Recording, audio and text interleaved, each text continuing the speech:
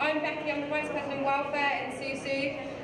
Just want to say thank you to everyone for coming to the Housing Fair. Thank you to all the external organisations for coming in. You've been really helpful. The purpose of the event today was to tie in the housing campaign and give students as much advice as we possibly can. We've been working over the past few months with letting agents and council on the housing campaign to try and push back the rush, because no one needs to rush for housing. You can still find housing up till sort of April, May time. There's lots of houses available. I'm going to quickly introduce SASSH, who are going to come on and give you some housing tips. So I'm going to hand over now to Daniel and James. Thank you. So my name's James, this is Dan. We work for the Residences Service, which is part of Student Services. What we do, we run a website focused on private rented accommodation. It's got advice on there, information, kind of lists. You see at the bottom, we also answer queries from students and landlords, mainly via email. We're going to put our email address up at the end for anyone who's got anything we can answer. And lastly, we're a partner in the SASSH scheme, which is the main focus of the talk today, and something I'm going to go on to in a second. Websites, information about SASSH, advice about finding properties, securing properties and moving in. And then lastly also, list of letting agencies and local guest houses. As Becky's alluded to, letting agencies are not all created equal. It is worth making sure that you're with one which is trustworthy, and this is where SUSU come in. The guest house list is more for if you need a place to stay just for a couple of days, maybe while you're viewing some other properties. So this is our website.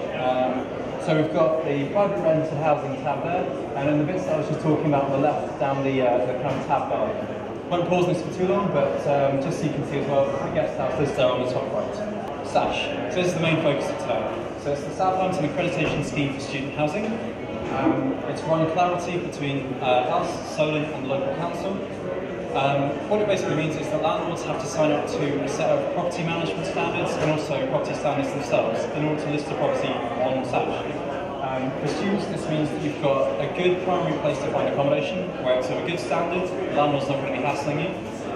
For landlords, it means that they can advertise their property for free, and it's somewhere that we send all of our students to, as do Solent. If you guys have a problem and you're going through a letting agency, it's very difficult for us to kind of get involved and try and help you out. But if it's a property that you find through SASSH and you find that the landlord has contravened the standards that we put out, we can then come down on them. We can potentially remove them from SASSH, which, believe it or not, does hold quite a lot of sway with them. You do need to register. We recommend you use your Southampton email address. Basically, it means that you don't have to go through the vetting process. Otherwise, we have to then go on and approve you, make sure that you're definitely a student, etc. So this is the website. We've been showing people on our desk over there. If anyone would like to come back over later on today, we can show you a bit more. It's really simple. The main two features, the first one here, the accommodation search. This is what you see when you first go onto the website. You've got a list of filters, you can find properties. 328 rooms are there today. If you looked on Friday, there would have been about 50. That's because we've been tying in with SUSU's Don't Rush campaign to try and get everything released today. But it's worth having a poke around.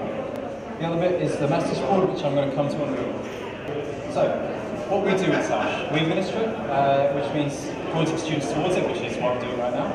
We check certification and approve properties and adverts. What this means is that we require electrical, gas, EPC and HMO certificates. We'll talk about that in a second. So we're making sure that those are all valid, the house is up to standard, and then we allow it to be listed. We assist with any issues. This can be both from the landlord and the student side. So if you guys have any problems, or if the landlord has any problems, you'll let us know. Normally, we would only get involved if it's something which contravenes the standards that I mentioned before. But it is kind of fairly flexible. If there's something that you need advice with, we're very happy to give advice as well. So, properties on SASSH. I mentioned this in the accreditation scheme. It's a self-accreditation scheme. What this means is that we don't actually go through and make sure that each of the individual houses meets all of our criteria, but we ask the landlord to sign up to say that they have agreed to do that. What this means then is that if there is any problem, we can say you agreed to it. You signed this piece of paper saying that you would be holding yourself to these standards. It means that you get a basic level of safety and quality. We've got the standards over on our desk at the back there. If anyone would like to have a look, they're also online. They're very basic. It's things like having good security, so good locks and stuff, having gutters on your house. If there is any kind of garages, they're secured as well. That's the kind of thing. But then also the management standards as well, so I say it's more so the landlord and house. Certificates, I mentioned these before, gas, electrical, EPC and HMO. HMO certificates are something that the council brought in recently. It's another set of standards which landlord is asked to apply for, just even more security for you guys. And properties are valid on there for 1 month. What this means is that the properties will not be kind of going on for months with them running in length, and it does mean there's a more accurate view of what properties are available right now. SASSH message board, this is what I mentioned earlier. We've got 5 sections on there. I won't bore you by reading them out, but they're fairly self-explanatory. The second one there is going to be used an awful lot now for students coming in, especially on Erasmus programs. The last one, UOS room swaps, isn't strictly related to private rented accommodation. There's more people who are in halls who want to swap rooms. It's an area for them to find. Everything on there is better and controlled. So, firstly, accounts and SASSH are controlled. So we need to make sure that someone is a Southampton or Solent student. Also the posts themselves, so we make sure there's no profanity. Also, no one trying to scam anyone. This is something that we've had come up against in the past, where before we controlled this message board, landlords were able to gain access to it. We haven't had these since controlling it, but it's been a much better priority. So I'm going to pass over to Dan here. He's going to take you through some of the standard problems, how we can help with them, and any kind of potential pitfalls as well. Thank you very much. Hello everyone, I'm Dan. The biggest problems that you may come up against: finding housemates, finding a property, signing a contract, moving into a property, issues you may experience throughout the year, moving out and your deposits at the end of your tenancy. Finding housemates. If you're looking for a property and you may not have enough people to move in with, please use the SASSH message board, as James said. Facebook groups is a great one as well. A lot of people have social media these days. Today, while you're around looking at properties, speak to people who are here. They're in the same position as you and wanting properties as well. Be careful if you're looking in a group of 6 or more. Properties are hard to come by here, and if you have a student drop out, you may not find a replacement for the room. Finding a property, again, this is the direction of what you will see on the website when you look at our properties on there. It will have the landlord details in the top corner, pictures of the property, what's available and the prices it's available for. You can look for properties on SASSH, local letting agents, Facebook, Gumtree and spareroom.com. Securing the property. Make sure you read the information that's on our website. Check your bill situation. You want to know at that viewing what you are responsible for as a tenant, what you need to pay so you can budget your needs basically. What furniture is included. You're going to be viewing current properties that are occupied by tenants. Not all of the furniture that's in there may belong to the landlord, it may belong to the actual tenant, so check what's in there for you. Have your contract checked by the SUSU Advice Centre. Don't sign it. Ask the landlord for a template contract.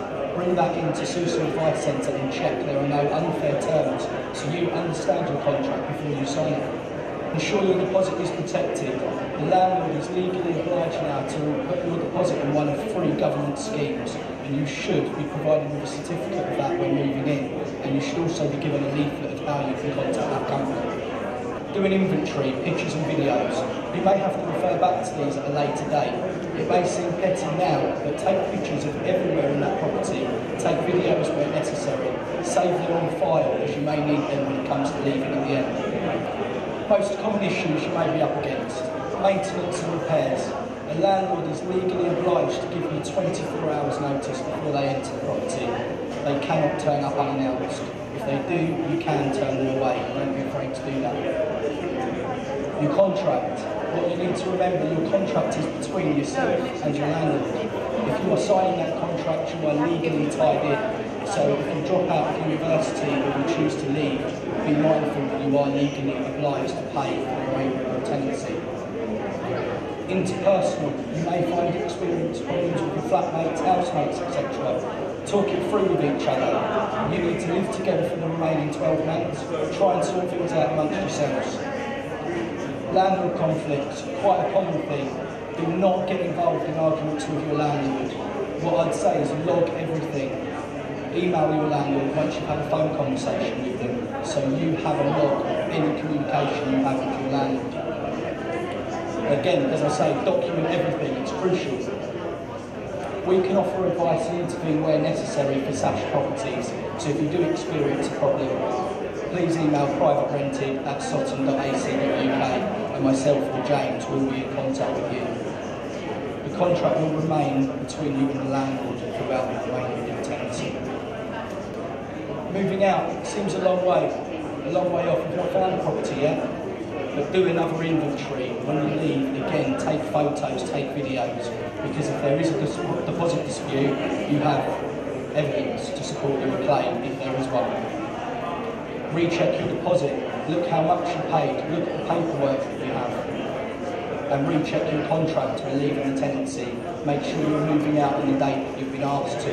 It may be in your contract you need to get a professional clean done on your property or get the carpet shampooed. You need to look at that before moving out to make sure you are abiding by the terms of your tenancy. Well, thank you very much. Myself and James will be back over at the SASSH stand. If anyone wants to come over and speak to us afterwards, please feel free. Thank you very much.